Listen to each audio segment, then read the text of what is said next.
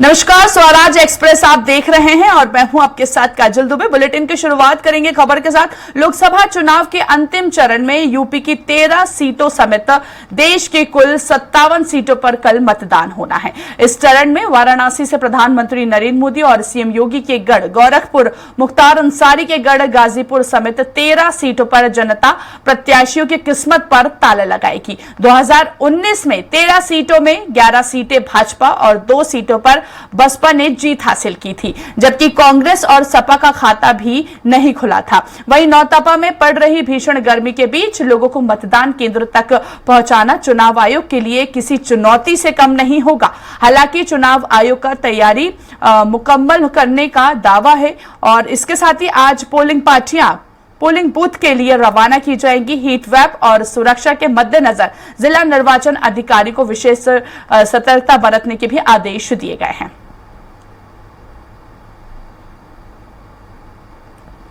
2024 के 7वें चरण में 1 जून को उत्तर प्रदेश के 13 लोकसभा निर्वाचन क्षेत्रों में मतदान होगा।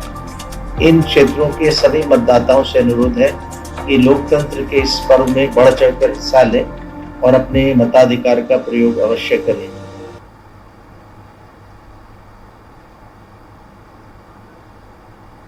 चलिए, ज्यादा बातचीत करेंगे, सहयोगी घनश्याम का रुख करेंगे। हमारे साथ अधिक जानकारी के लिए लाइव जुड़ चुके हैं। घनश्याम, कल 1 जून है, कल मतदान होना है, किस तरह की तैयारियां की जा रही है उत्तर प्रदेश में? फिलहाल क्या अपडेट?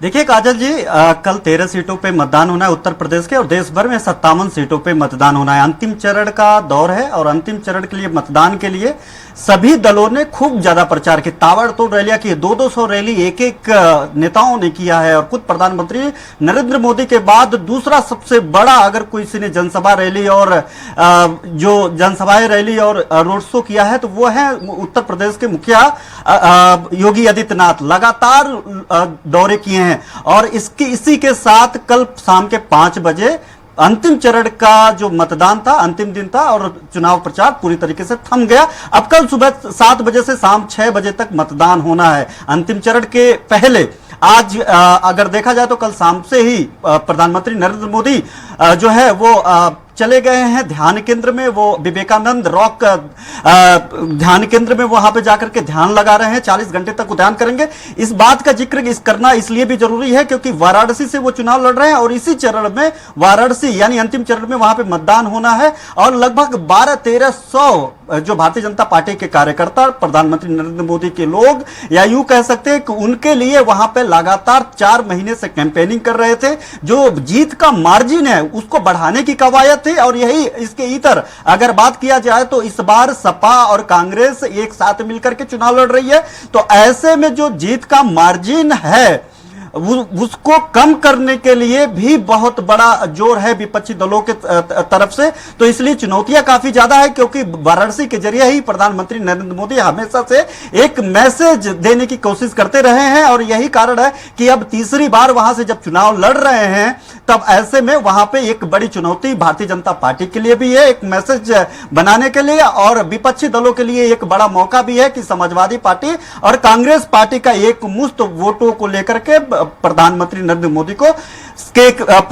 मोदी के सामने चुनौती खड़ा कर सके। इसके अलावा अगर बात करें तो इन 13 सीटों पे 144 जो प्रत्याशी हैं जो जिनके लिए कल मतदाता वोट करेंगे और इसमें से 10 महिलाएं भी हैं और बाकी के 134 पुरुष जो है प्रत्याशी मैदान में है। और अगर हम बात करें तो अगर ओबीसी के लोकसभा इस लोकसभा में कितने प्रतिशत मतदाता हैं, किस जाति के कौन से लोग, तो इस 13 सीटों पे अगर बात करें तो मुस्लिम 20% है। जनरल की बात करें तो 32% जनरल मतदाता सबसे ज्यादा है। इसके अलावा दलितों की बात करें तो दलित 19%, ओबीसी 22%, अन्य की अगर बात करें तो 5%। 1.06 करोड़ महिला हैं और 1.26 करोड़ पुरुष वोटर है। कुल मिला जुला करके अगर 2.32 करोड़ वोटर्स कल जो है इन सभी जो हॉट सीटें हैं, जो हॉट सीट है, खासतौर पे अगर वाराणसी की बात करें, गोरखपुर का जो कह सकते मुख्यमंत्री योगी आदित्यनाथ के लिए, और वो बेहद महत्वपूर्ण सीट है गोरखपुर की सीट, वहीं पे वहां से वो लगातार सांसद होते रहे हैं। उसके पहले अगर बात करें तो भारतीय जनता पार्टी के कब्जे में ही रही है अधिकतम सीटें, तो उस सीट पे रवि किशन शुक्ला इस बार से भी चुनावी मैदान में है। काजल निषाद वहां से समाजवादी पार्टी की तरफ से ताल ठोक रही है, तो ऐसे में वो भी एक गढ़ है जहां पे चुनौती बनी हुई है। इसके अलावा अगर घोसी की बात करें, घोसी में कड़ी टक्कर देते हुए विपक्षी दल वहां पे सामने आ रहे हैं कि वहां पे घोसी की सीट है। हालांकि अगर 2019 की बात करें, 19 में भी भारतीय जनता पार्टी वहां से हारी थी और वहां से जो है बसपा ने वहां से जीत दर्ज की थी। और पिछले अगर 2019 की बात करें तो इन 13 सीटों पे 11 सीटों पे भारतीय जनता पार्टी का कब्जा रहा है, 2 सीटों पे गाजीपुर और इस घोसी से बसपा ने जीत हासिल किया था। गाजीपुर से जो प्रत्याशी हैं वो प्रत्याशी अब समाजवादी पार्टी से चुनाव लड़ रहे हैं। बात कर सकते हैं कि मुख्तार अंसारी गाजीपुर के गढ़ से, उनके भाई जो है अफजाल अंसारी इस बार मौजूदा सांसद भी हैं और तब, लेकिन वो बसपा के टिकट पे वहां से चुनाव लड़ रहे थे, लेकिन इस बार वो समाजवादी पार्टी के टिकट से वहां पे ताल ठोक रहे हैं। तो ये सब ऐसी सीटें हैं जिन सीटों पे कड़ी टक्कर इंडी गठबंधन के द्वारा दिखाई दे रहा है।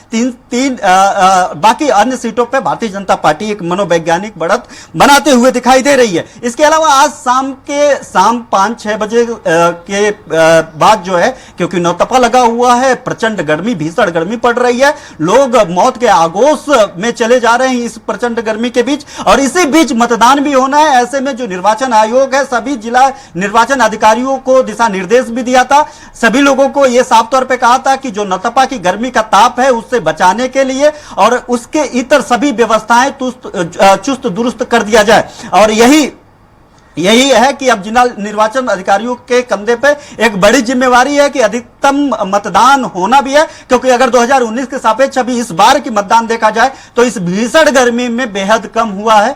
2-3% भी कम होना मतलब कि कई करोड़ वोटरों का बूथ पोलिंग से दूरी बना लेना। तो ऐसे में अगर देखा जाए तो इस बार चुनौती है और अंतिम चरण में चुनाव आयोग भी ये ताकीद करने की कोशिश करेगा कि अंतिम चरण में अच्छा मतदान करके जो ओवरऑल मतदान का रेशियो उससे बेहतर की जा सके। तो इसको लेकर के अपील किया है चुनाव आयुक्त ने।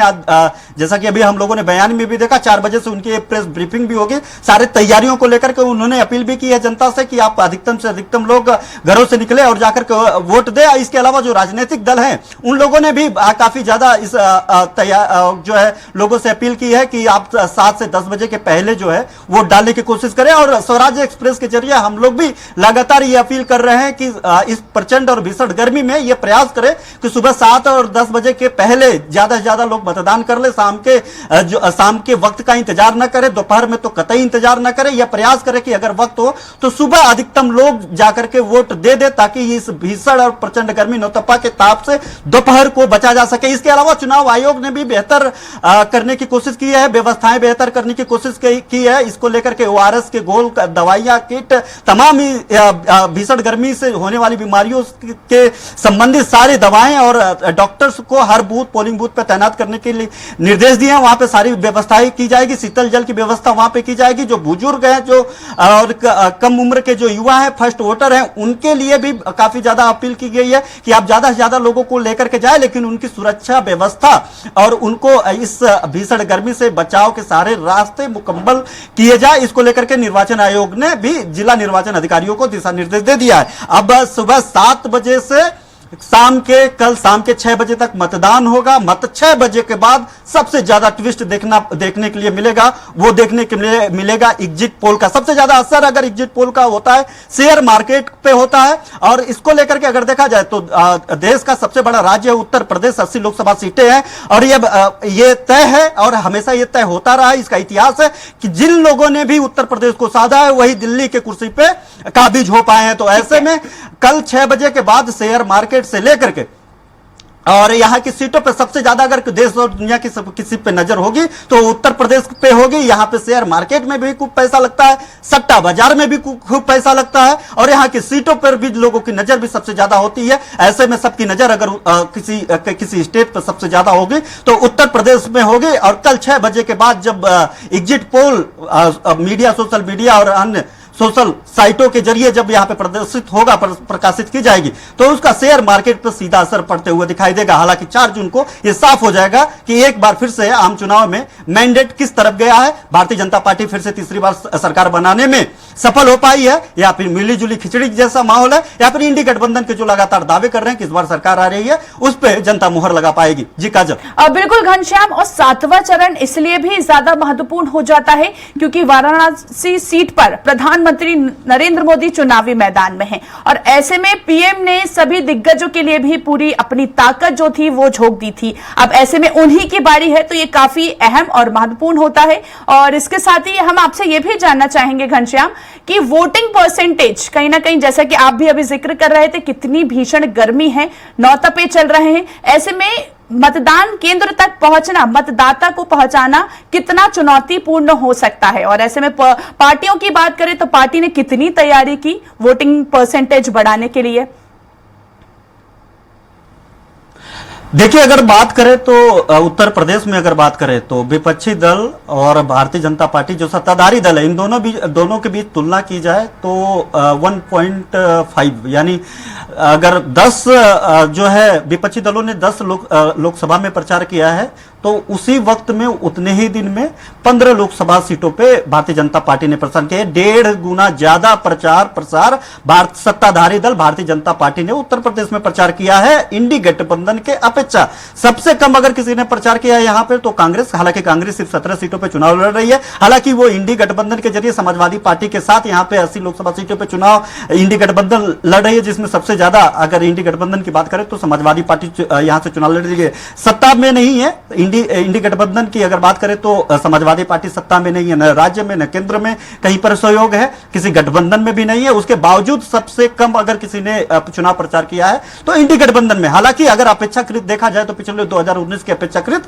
तो बेहतर प्रचार इंडी गठबंधन के द्वारा भी किया गया है। लेकिन सत्ताधारी दल, चाहे वो प्रधानमंत्री नरेंद्र मोदी हो, चाहे वो मुख्यमंत्री योगी आदित्यनाथ हो, या फिर अन्य केंद्रीय नेता हो, शीर्ष नेता हो, वो लगातार ताबड़तोड़ रैलियां किए हैं। 206 से ज्यादा रैली और रोड शो और चुनाव प्रचार जो है मुख्यमंत्री योगी आदित्यनाथ ने उत्तर प्रदेश में किया है, और इतना ही जो है प्रधानमंत्री नरेंद्र मोदी ने किया है, और वाराणसी में भी वो लगातार दौरे के। हालांकि अंतिम दिन चाहे प्रधानमंत्री नरेंद्र मोदी हो या मुख्यमंत्री योगी आदित्यनाथ हो, उत्तर प्रदेश से इतर अन्य राज्यों में जाकर के चुनाव किए हैं। लेकिन उत्तर प्रदेश में अगर देखा जाए तो सबसे ज्यादा इन लोगों ने रैली और प्रचार प्रसार किए हैं। तो चुनौती इसलिए भी है क्योंकि इनको अपना गढ़ बचाना है, इनको अपनी नाक का सवाल है, मार्जिन का सवाल है, और ज्यादा से ज्यादा वोटों को साध करके जो जातिगत समीकरण के फेर में भारतीय जनता पार्टी इस बार फंस गई थी, इंडी गठबंधन के जाल में कह सकते हैं, उससे निकलने का एक बड़ी चुनौती है। और अंतिम चरण का मतदान यह तय करेगा कि आखिरकार कितना सफल इंडी गठबंधन अपने जाल में लाकर के भारतीय जनता पार्टी को पाया है, या कितना सफलता जो है भारतीय जनता पार्टी को मिला है इसके इतर अपना जो राष्ट्रीय एजेंडा ला करके जनता के बीच में। बिल्कुल घनश्याम, कुल मिलाकर देखिए तो सफलता कितनी मिल पाती है ये तो 4 जून को ही पता चलेगा। बहुत बहुत शुक्रिया घनश्याम हम तक जानकारी पहुंचाने के लिए। तो देखिए, अब ये जो आखिरी चरण है, 7वां चरण, ये काफी अहम और महत्वपूर्ण माना जा रहा है। सभी दिग्गज नेताओं ने अपनी पूरी ताकत इस चरण के लिए लगा दी है, लेकिन इसमें जीत किसकी होती है ये तो 4 जून को ही पता चलेगा।